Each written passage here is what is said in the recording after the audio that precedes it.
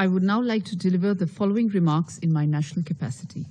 At the outset, we thank Under-Secretary General for Disarmament Affairs, Ms. Izumi Nakamitsu, for her detailed briefing. The trajectory of the Ukraine conflict is a matter of profound concern for the entire international community. We believe that internationally agreed principles and regimes should be respected and upheld by all countries. This Council would recall that since the commencement of the conflict in Ukraine, India has been consistently calling for an immediate cessation of hostilities and for an end to violence. We have emphasized that dialogue and diplomacy are the only way forward.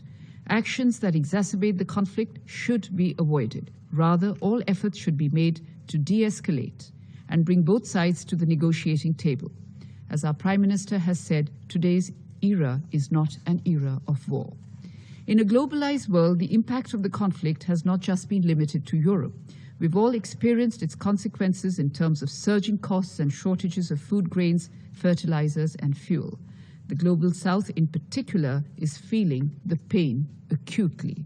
We must therefore not initiate measures that further complicate the struggling global economy. On our part, we are providing humanitarian assistance to Ukraine and economic support to our neighbors under economic distress.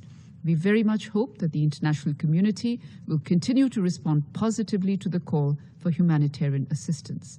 India has dispatched 12 consignments of humanitarian aid to Ukraine so far, and we stand ready to do more. India's approach will be to promote dialogue and diplomacy with an overarching aim to end the ongoing conflict and work with other partners to mitigate emerging economic challenges, particularly to the developing countries.